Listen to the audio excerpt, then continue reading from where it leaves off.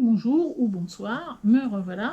Et donc aujourd'hui, j'ai choisi de vous parler d'épuisement. Parce que vous entendrez souvent parler d'une amie proche avec qui je discute allègrement de beaucoup de sujets et qui revient régulièrement vers moi en me disant « Je comprends pas, j'ai passé une bonne nuit, j'ai besoin de faire la sieste, j'en peux plus, je suis à quatre pattes, je dors tout le temps, c'est horrible, qu'est-ce qui m'arrive ?» Et moi, je lui dis « C'est pas grave, t'es juste fatiguée et c'est normal. » Elle me dit, oui, je peux pas passer mon temps, enfin, je vais pas me transformer en marmotte version hibernation. Et où je lui dis, mais c'est pas grave, c'est que tu as besoin de temps. Et je me rappelle que moi, il y a quelques années, c'était un peu ça, c'était, mais comment ça se fait que j'ai besoin d'autant dormir? Et il m'a fallu beaucoup de temps et quelques informations supplémentaires pour m'apercevoir qu'en fait, tout ce temps où je dors, c'est que j'en ai besoin. C'est pas de la fuite, comme on pourrait le percevoir dans la dépression où les gens dorment énormément, mais parce qu'en en fait, ils fuient une situation ou abrutis par les médicaments. Non, il s'agit d'un mécanisme du corps de réparation. Beaucoup de gens très anxieux, et je pense qu'on peut aussi parler d'angoisse, disent clairement qu'ils dorment mal. Or, la plupart des gens dorment mal. La France est le pays le plus consommateur d'anxiolytiques au monde. Je pense que c'est un des rares records pour lesquels on n'a pas de raison d'être fiers de nous. Par contre, on n'a pas vu qu'on était les plus gros consommateurs de séances de psy. Donc déjà, on prend des produits mais on ne traite pas la cause, on risque pas de s'en sortir. Donc ce décalage entre ce besoin de dormir qui est physiologique et ce côté mais je ne fais rien, il y a une culpabilisation de la société disant tu ne fais rien, tu ne sers à rien, tu n'as aucune utilité sociale. C'est compliqué à vivre. Déjà, c'est très culpabilisant en disant je ne suis bon à rien, donc souvent on se condamne soi-même, ce qui est quand même pas le plus positif, et aussi parce que tout ce qui est travail psychologique en profondeur fatigue, et fatigue énormément, puisque ce côté-là de réalignement des structures mentales, et pour moi en tant que guérisseuse, des structures aussi invisibles qui sont liées au chakra et au corps subtil. Dans beaucoup de traditions, notamment asiatiques, le corps humain, c'est comme pour les oignons, le truc vert au milieu, c'est votre corps physique, et toutes les couches au-dessus, c'est vos corps subtils. Et pour que le truc vert soit pris au milieu, c'est que les autres sont déjà attaqués depuis très longtemps. Donc, maintenir des corps subtils en bonne forme, c'est ce qui va vous permettre de rester en forme tout court. Ça vous empêchera peut-être pas toujours de tomber malade, mais si vous avez des corps subtils en vrac, c'est sûr que vous allez tomber malade. S'ils sont en bonne forme, c'est déjà plus rare. Et puis, ne serait-ce que pour du confort de vie, il faut que ce soit en bon état. Donc ça se traite très bien. C'est pas compliqué techniquement parlant, mais c'est un entraînement de tous les jours pour maintenir, entre guillemets, votre capacité, votre capital santé, et y compris santé vibratoire. Et pas seulement vos capitales santé tels que la médecine occidentale nous le décrit, hein, pas manger trop de gras, trop de sucre, machin, tout ça, mais également cette santé-là. Et la santé mentale est souvent beaucoup oubliée. En tout cas, quand on travaille profondément sur soi, seul ou accompagné, ça fatigue, et ça fatigue énormément. La plupart des gens ne le savent pas. En plus, quand on est des gens anxieux, le sommeil prend. Il suffit que vous regardez la télé, vous regardez le nombre d'écrans de pub où vous voyez passer « on vous améliore vos problèmes de sommeil ». Mais non, parce que ce qui fait que vous ne dormez pas, que ce soit impossible d'aller se coucher ou vous vous réveillez en pleine nuit, dans 90% des cas, c'est pas un problème mécanique. Vous n'avez pas un problème médical au sens classique du terme. Vous avez des problèmes d'angoisse. Et c'est ça qui vous empêche de dormir. Et ça se traite. Mais ça se traite pas par les mêmes méthodes. Donc sachez que ça peut être ça. Ça peut être le résultat. Je dors tout le temps, forcément, je ne dors pas la nuit. Ou j'ai un sommeil qui n'est pas réparateur. Donc ça, c'est des choses à poser, des questions à poser aussi à votre médecin. N'hésitez pas. Beaucoup de médecins ne connaissent pas ces sujets-là, ont tendance à vous renvoyer vers des psys. N'hésitez pas non plus. Les psys, c'est pas pour des fous. C'est aussi pour votre santé à vous. Ne pensez à vous. Donc sachez qu'en tout cas, vous n'êtes pas seul. C'est même extrêmement courant dans la société. Donc là, on est en confinement. Donc ça joue d'autant plus. Le climat est anxiogène, réellement. J'avoue, ça arrange beaucoup de monde. Donc le climat est d'autant plus anxiogène pour peu que vous regardiez la télé, sans parler de ce qui passe sur les réseaux sociaux, où il y a à boire et à manger Donc ça amplifie aussi ces phénomènes-là qui font que vous dormez moins bien. Donc si vous dormez moins bien, vous êtes plus fatigué, donc vous allez avoir tendance à récupérer sur le reste de la journée. Donc vous dormez. Sans compter que là, le fait de revenir en confinement fait travailler beaucoup sur ce qui est lié à l'intérieur, et l'intérieur symbolique, c'est-à-dire ce que vous avez dans votre intérieur, votre maison, votre appartement, mais aussi votre intérieur, ce que vous avez en vrai à l'intérieur de vous, c'est-à-dire vos idées, vos croyances, vos idées reçues, etc. Donc ce travail-là aussi est épuisant, parce que vous êtes en train de vous dire, mais de quoi j'ai vraiment besoin? Là, par exemple, le confinement, pour moi, c'est vraiment typiquement nous sommes des mammifères, nous sommes dans une société qui explique que le toucher, c'est pas si important, et là, on est en train de s'apercevoir ce qui nous manque le plus, c'est pas pouvoir aller au resto. Non, ce qui nous manque le plus, c'est de ne pas pouvoir serrer nos proches contre nous. Donc c'est une vraie leçon en disant oui, le toucher est essentiel. Interdire un être humain d'en toucher un autre, alors soyons clairs, hein, avec l'aval des parties en question, hein, il ne s'agit pas d'agresser les autres ou de les toucher s'ils ne veulent pas l'être, mais ne pas pouvoir serrer nos proches contre nous, c'est une vraie souffrance. Ça réveille beaucoup ça aussi. Ce confinement où on est bloqué, où on est obligé de se regarder aussi ce qu'on a à l'intérieur, ce que beaucoup de gens ne faisaient pas nécessairement, ou pas assez, ou du coin de l'œil en se disant un jour quand j'aurai du temps, ben là on vous en accorde du temps. À part qu'on n'a pas du tout envie d'y aller, parce qu'on ne s'y est pas préparé. Donc ça aussi, tout ça, ça se cumule. Et comme le niveau vibratoire de la planète monte, il y a des bouffées de... Alors ça libère, c'est génial, mais ce côté libération fatigue, parce que le corps, il faut qu'il intègre toutes ces nouvelles informations, et votre corps est beaucoup plus intelligent que vous.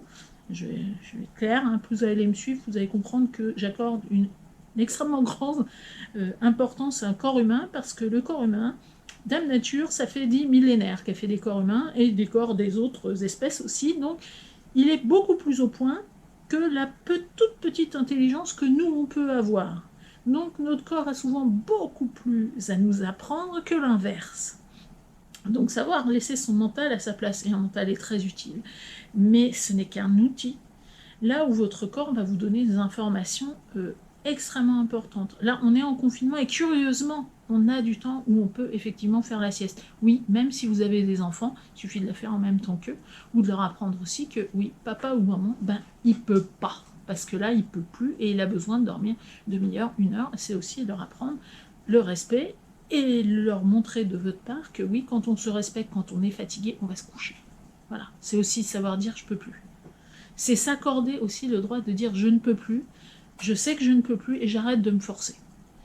C'est pas nécessairement simple, sachant que là le regard social est modifié, parce qu'on a des gens qui n'en peuvent plus, mais qui sont au front, parce qu'ils travaillent dans les hôpitaux, parce qu'ils sont flics, parce qu'ils sont pompiers, parce qu'ils sont caissières à la supérette du coin, parce que pour eux ne peuvent pas, ou beaucoup plus difficilement s'accorder ce temps de repos, même si l'épuisement est là. Eux, l'épuisement, ils vont le manger après la crise. Je pense que ça va être un désastre, à mon sens, ça va y avoir pas mal qui vont être envoyés au tapis, pas nécessairement durablement, mais parce qu'ils n'auront pas eu le temps d'absorber, enfin, ils s'en prennent plein le museau, et là, pour l'instant, ils sont encore dans le... Il faut tenir. Au moment où il n'y aura plus cette pression-là, quand ça va s'effondrer, ça risque d'être un petit peu violent pour eux. Donc, je leur souhaite que ça se passe le mieux possible, mais c'est probable, hein. La plupart des gens qui travaillent en tout ce qui est psy et puis discipline associée disent on sait qu'il va y avoir des compensations extrêmement importantes. Ça a déjà commencé un peu chez les gens confinés, mais ça va être terrible pour les autres. Donc, il faut savoir s'accorder ce temps de oui, je suis fatiguée, oui, je suis épuisée. Vous n'êtes pas épuisé parce que vous êtes incapable de faire face, parce que vous êtes des gros feignasses. Non, vous êtes épuisé parce que énergétiquement, votre corps est en train d'absorber énormément d'énergie, de nouvelles informations, et ces nouvelles informations font que vos corps subtils sont modifiés, et le temps d'intégrer ces nouvelles informations, c'est beaucoup plus facile à intégrer si vous dormez. Donc, ça se passe en haut de sommeil. Moi, je sais que, par exemple, j'ai des rêves très intenses, donc ce qui fait que je me réveille, d'habitude mes rêves, je me rappelle assez peu, c'est pas mon média de prédilection avec l'invisible, c'est l'idée pour d'autres, hein, mais c'est pas vraiment mon cas. Mais là, je me réveille avec des trucs, des machins, des... Ouh! Là, j'ai dit oui, ok, on voit que ça remue, alors que chez moi, c'est assez rare. Là, c'est pas tous les soirs, mais pas loin. Donc je sais que, ok, c'est pas gênant, c'est une passade, et je m'accorde le droit de me reposer. Même si des fois je ne vois même pas que je suis fatiguée, et c'est mon entourage qui me dit moi je vais me coucher, tu viens avec moi? Ah oui, c'est vrai que je viens avec toi. Ouais, mais je ferai autre chose, je vais lire. Et en fait, non, je fais comme tout le monde, je dors. Donc s'accorder ce droit au repos, à se poser, voilà, c'est aussi accorder une respiration à votre corps physique.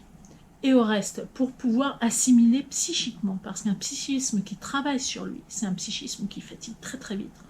Votre cerveau n'est pas habitué à ces mouvements-là, qui sont des mouvements extrêmement profonds. Tout ce qui est lié au changement en général, c'est des choses qui fatiguent. Donc, le temps pour accompagner le mouvement, prenez le temps de bien vous nourrir. Hein. Le cerveau a besoin de sucre et d'huile pour bien travailler. Pas n'importe quelle huile. Je vous recommande vivement tout ce qui est oméga 3. Pas en petit cachon, hein, non, en huile à mettre dans la cuisine. Oui, oui, ça, on en trouve. Hein. Il y a une huile qui n'est pas du tout connue, qui est l'huile de cameline. Hein. N'hésitez pas à vous renseigner, vous le mettez dans votre salade, ça marche. L'huile de colza, pareil, oméga 3. Et ça peut faire une différence pour votre cerveau.